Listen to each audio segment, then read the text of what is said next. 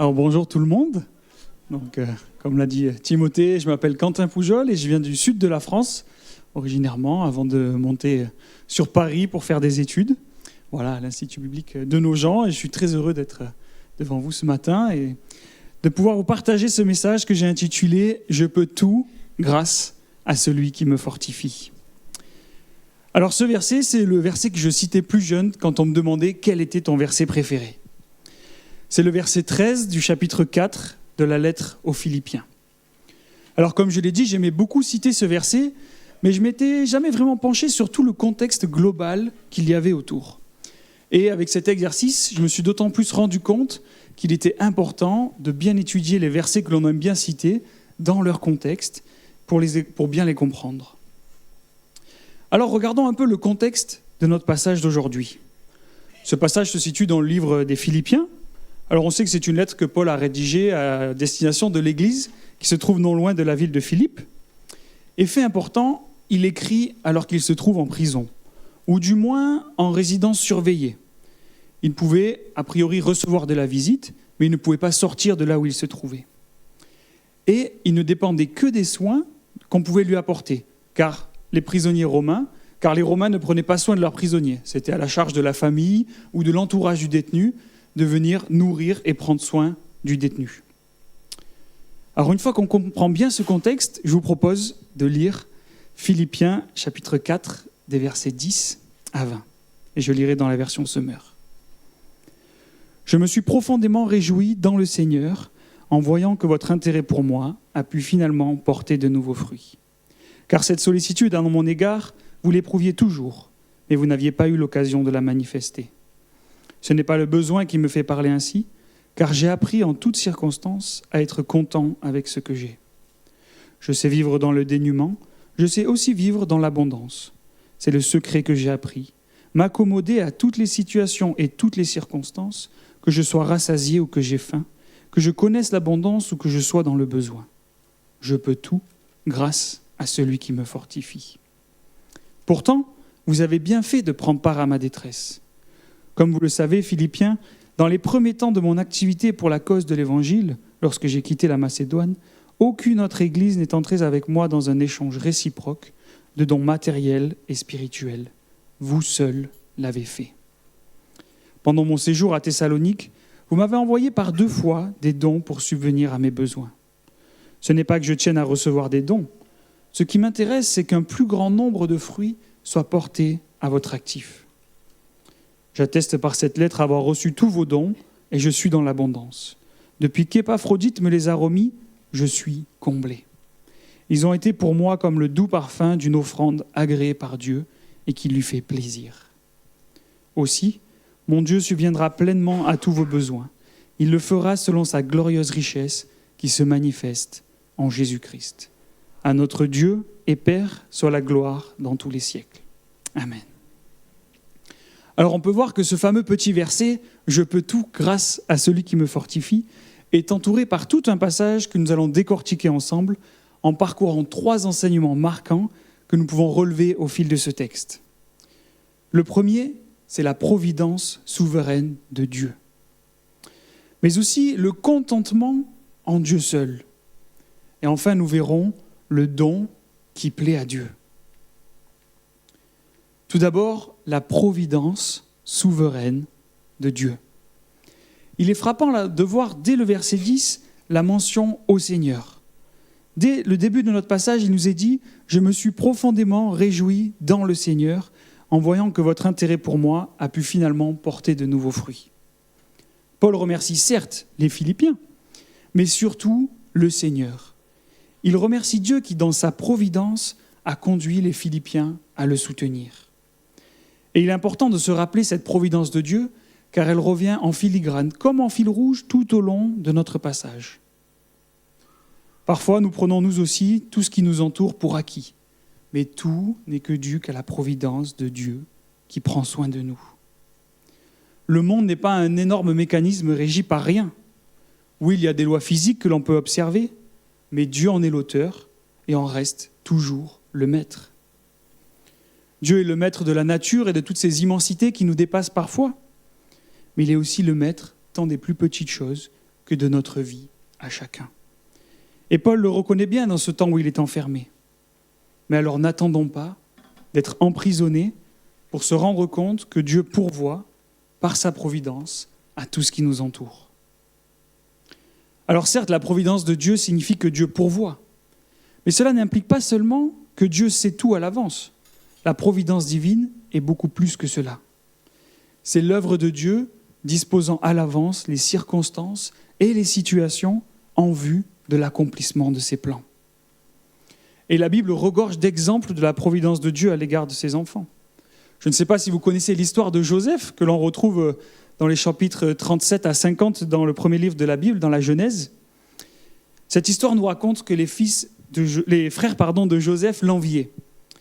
Ils l'enviaient notamment parce qu'il était le fils préféré de son père. Ils le vendirent alors comme esclave lorsqu'il avait environ 17 ans. Joseph fut emmené alors en Égypte, et après de multiples péripéties, il se retrouve en prison.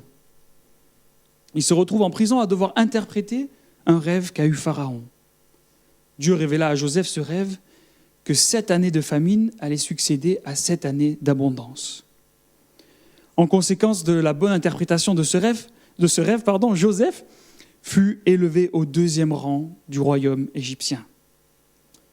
Puis, durant la famine, après plus de 20 ans de séparation, les frères de Joseph se réconcilièrent avec lui et comprirent ce que le Seigneur avait accompli malgré leurs mauvaises actions.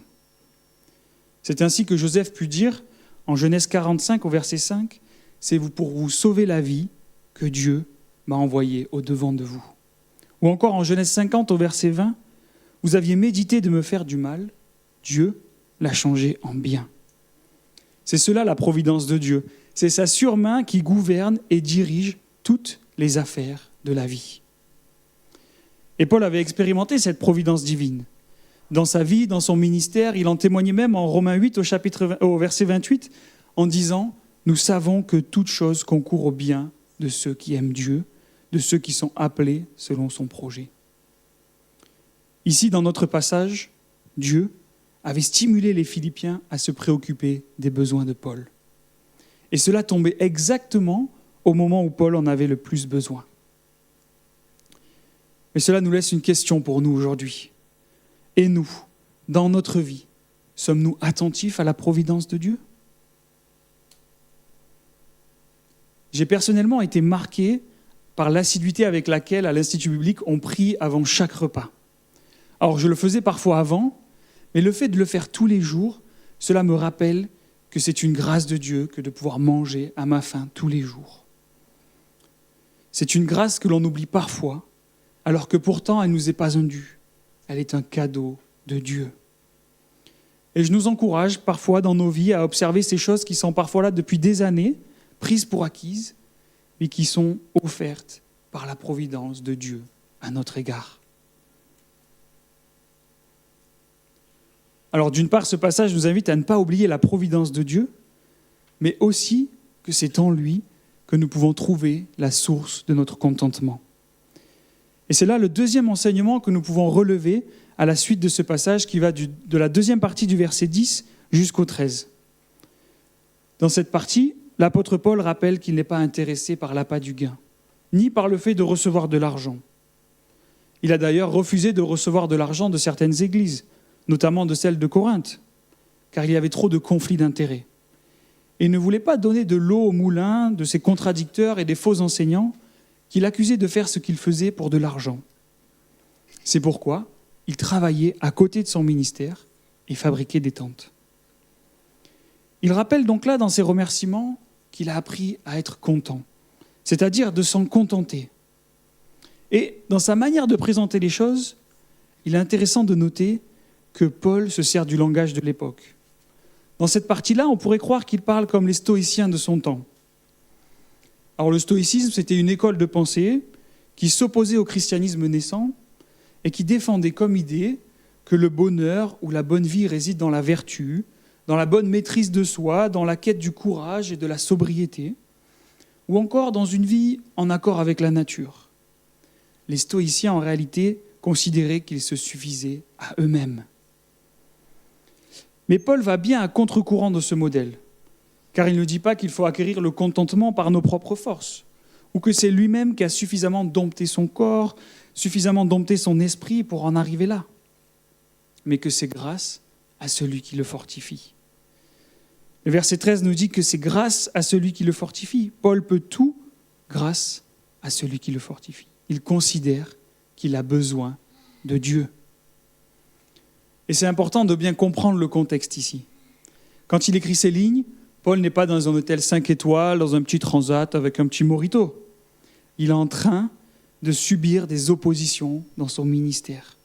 Il est sûrement dans une détresse physique, mais aussi matérielle. Et on voit bien cette détresse dans la suite de notre passage au verset 14, où il dit « Vous avez bien fait de prendre part à ma détresse ».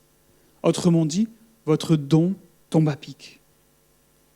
Alors, quand on comprend bien ce contexte, on réalise que ce verset n'est pas un chèque en blanc pour connaître le succès ou la richesse ou encore la prospérité dans notre vie.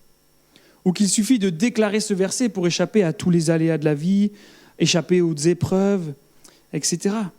Ce n'est pas ce que vivait Paul et ce n'est pas ce que ce verset veut nous amener à vivre.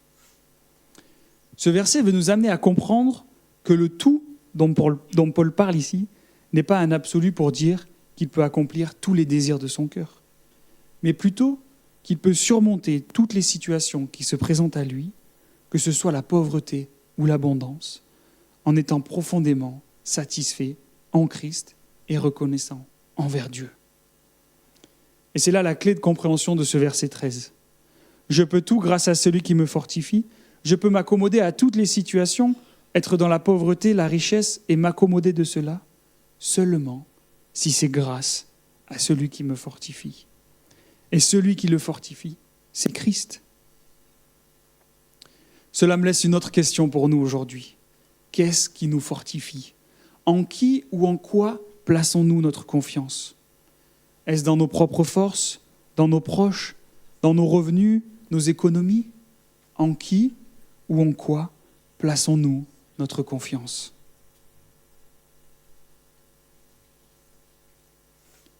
Comme l'apôtre nous y invite, nous pouvons et nous devons placer notre confiance et notre espérance en Christ. Ce n'est que comme cela que l'on peut tout traverser. Alors cela ne veut pas dire que c'est une méthode magique ou qu'il n'y aura plus de souffrance, mais c'est ce que le Seigneur nous demande. Et il ne nous laisse pas seuls dans cette bataille. En plus de pourvoir à nos besoins et d'avoir pourvu à notre salut en la personne de Christ, il nous a envoyé son Esprit qui vit en nous aide et nous accompagne jour après jour. En tout temps, notre confiance doit s'enraciner solidement dans notre Seigneur et dans sa souveraine providence pour nos vies. Comme le rappelle Elisabeth Georges, Paul pouvait faire face à tout. Non parce qu'il se serait apparenté aux stoïciens de son temps ou parce qu'il était éminemment compétent, mais parce que le Christ était avec lui dans chaque situation. Paul était un homme qui marchait avec Dieu et c'est ce qui le rendait capable de faire face à toutes les situations. Tout cela doit être source d'espoir et d'encouragement dans toutes les difficultés que nous pouvons traverser et ça nous invite à la confiance quant à l'avenir. Une autre leçon de ces versets 11 et 12 est qui nous interroge sur le contentement. Dans le monde dans lequel nous vivons, il est tellement facile de vivre avec le cœur insatisfait. Chaque publicité que nous voyons crée dans nos cœurs un désir nouveau. Et nous pensons alors avoir besoin de tellement de choses pour être réellement comblés. La société autour de nous prône le toujours plus, mais alors savons-nous nous contenter de ce que Dieu nous donne chaque jour ? Et c'est très fort dans la bouche de Paul. À nouveau, je le répète, il est en prison au moment où il rédige cela. Il n'est pas dans le meilleur confort, il devait aspirer à plus de liberté, de sécurité. Mais pour autant, il affirme qu'il se contente de sa situation et que sa joie se trouve ailleurs. Son acceptation de la volonté de Dieu demeurait intacte, même en prison. Paul considérait que la force du Christ était suffisante pour supporter toutes ses souffrances et accomplir toutes ses missions. Et la parole nous invite à trouver notre contentement en Dieu seul. En lui seul, nous avons un rocher qui ne faillit pas. Les banques peuvent s'écrouler, les marchés financiers fondre, la situation géopolitique mondiale être chamboulée dans tous les sens. Mais Dieu reste le même hier, aujourd'hui et éternellement. Et j'ai été frappé il y a quelque temps en étudiant en cours le livre de Zacharie. Alors vous allez peut-être me dire, mais quel rapport ? Eh bien, Zacharie est un prophète qui a reçu des paroles et des visions plus de 500 ans avant la venue de Christ. Et ce qu'il a prononcé, c'est réalisé. Alors cette histoire n'est pas pour dire que vos prières se réaliseront dans 500 ans, mais que ce Dieu qui a fait ses promesses et les a réalisées en envoyant son Fils, qui est mort pour nous assurer la vie éternelle, c'est en ce même Dieu que nous croyons et à qui nous sommes appelés à placer notre confiance. Ainsi, plaçons notre assurance en lui, puisqu'il ne change pas et qu'il a promis de prendre soin de nous.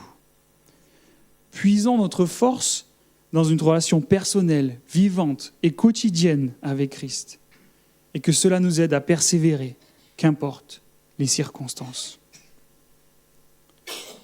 Nous arrivons maintenant à notre troisième enseignement, le don qui plaît à Dieu. Dans la suite de notre passage, Paul affirme tout de même au verset 14 que les Philippiens ont bien fait de prendre part à sa détresse. Et le passage nous révèle que c'est la 3e fois que les Philippiens le font.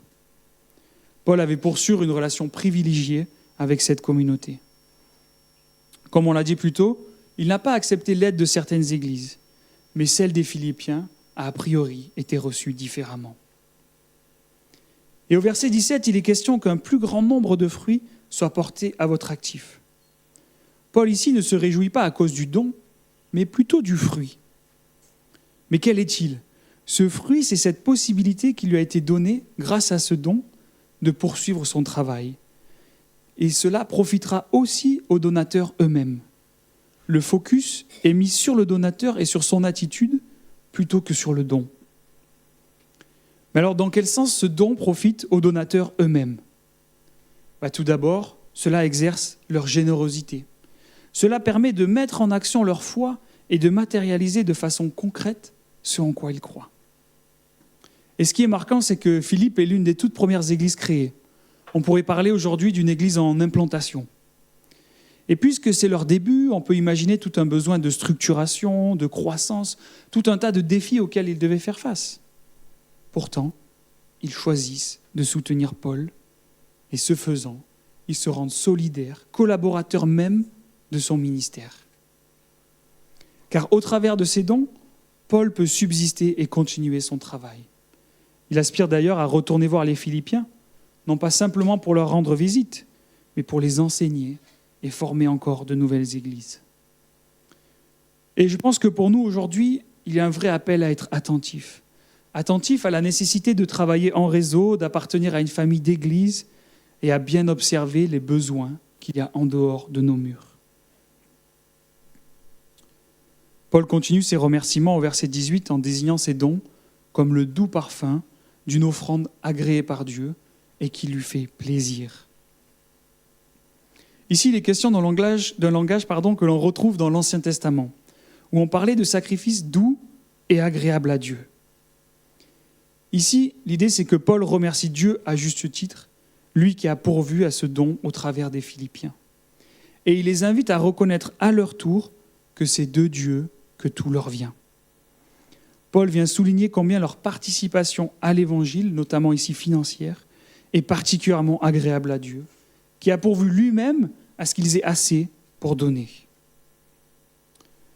Enfin, dans cette dernière partie, on peut noter la magnifique promesse qui nous est faite au verset 19. Il nous est dit aussi « Mon Dieu subviendra pleinement à tous vos besoins. Il le fera selon sa glorieuse richesse qui se manifeste en Jésus-Christ. » C'est une véritable promesse qui nous est décrite ici. Paul affirme avec assurance que Dieu subviendra pleinement à tous nos besoins. En effet, nous avons un Dieu merveilleux qui pourvoit généreusement à nos besoins et nous invite à notre tour à faire preuve de générosité à l'égard de notre prochain. Parfois, notre tendance naturelle est de faire des réserves comme un petit écureuil, d'épargner, d'investir, de chercher un peu plus à gagner pour prendre soin de nous-mêmes, ou pour se sentir en sécurité. Si bien que parfois d'accepter d'ouvrir nos mains pour donner de nos biens terrestres est véritablement un acte de foi. Pourquoi ? Parce que lorsque nous donnons de nos biens, nous devons alors faire confiance au Seigneur pour prendre soin de nous. C'est un véritable acte de dépendance à Dieu et de contentement de ce qu'il nous donne. En effet, comme on l'a vu précédemment, le fait de donner porte aussi du fruit spirituel dans notre vie, car cela nous oblige à ne dépendre que de Dieu. Cela exerce notre foi, notre confiance et notre besoin de Dieu. Et cela plaît à Dieu. Il nous est dit que les dons sont comme un doux parfum de bonne odeur et sont des sacrifices que Dieu agrée. Alors on pense souvent que le don peut être de l'argent, mais pas seulement.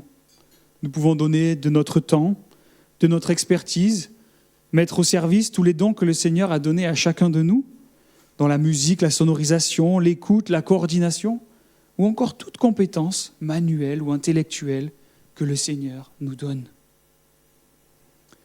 Et en préparant cette prédication, je suis tombé sur le témoignage d'un homme. Cet homme s'appelle George Muller. Je ne sais pas si ce nom vous dit quelque chose, mais cet homme est l'un des plus grands philanthropes anglais du XIXe siècle. Mais alors qu'a-t-il fait ? Préoccupé par le sort des orphelins livrés à eux-mêmes ou en prison, il s'est employé à les héberger, à les nourrir et à les éduquer. Et en tout, c'est plus de 10 000 orphelins qui sont passés dans ces maisons d'accueil, avec parfois plus de 2000 à la fois.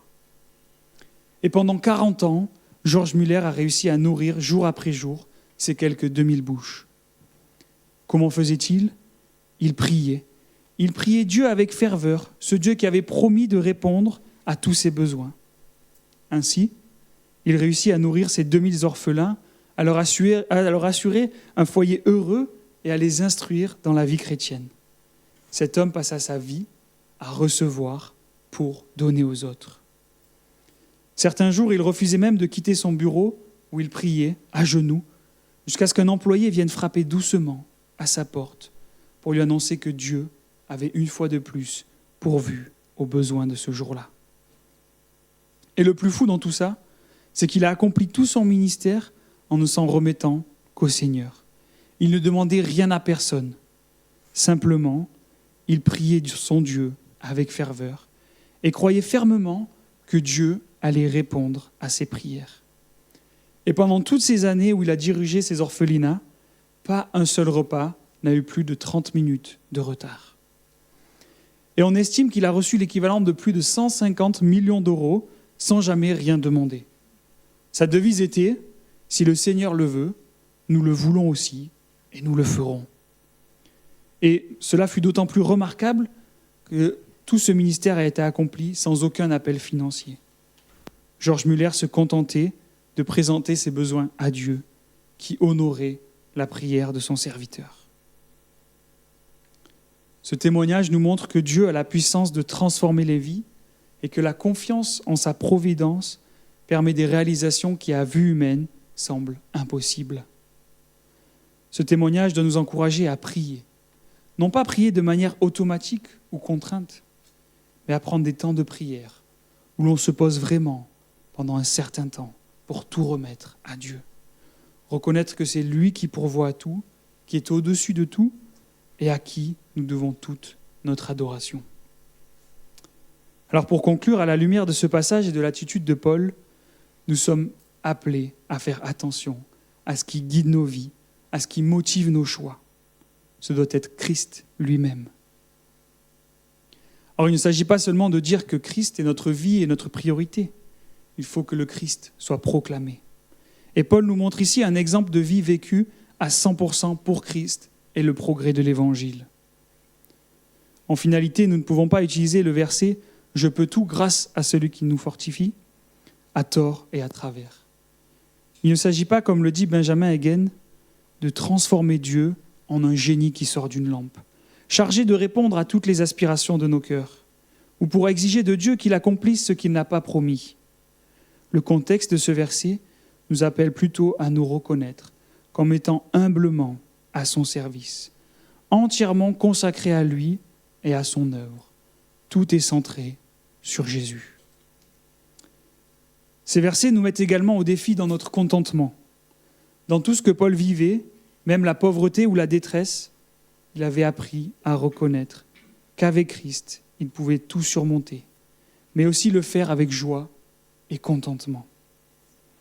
Si ces circonstances changeaient, sa joie et sa satisfaction en Christ, elles, ne changeaient pas.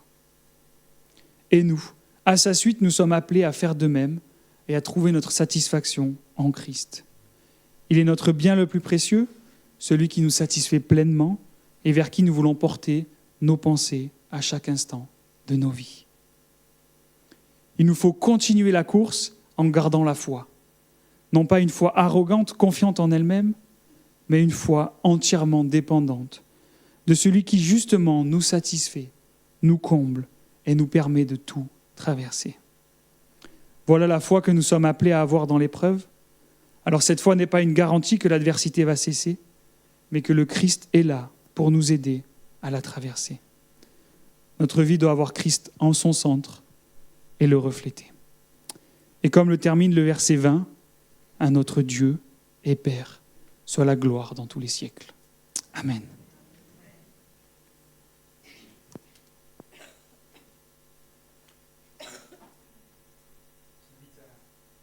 Je vous invite à prier. Seigneur, merci pour ta parole qui nous rappelle que tu es la source de tout, la source de notre contentement, la source de notre provision, Seigneur. Merci parce que tu prends soin de chacun de nous. Et oui, nous voulons cette semaine fixer les regards sur toi, Seigneur, te prier de manière particulière, en nous rappelant que c'est toi qui diriges nos vies, nous rappelant que c'est toi qui es au centre, Seigneur, et c'est toi qui dois être notre priorité. Alors à toi soit toute la gloire, Seigneur. Amen.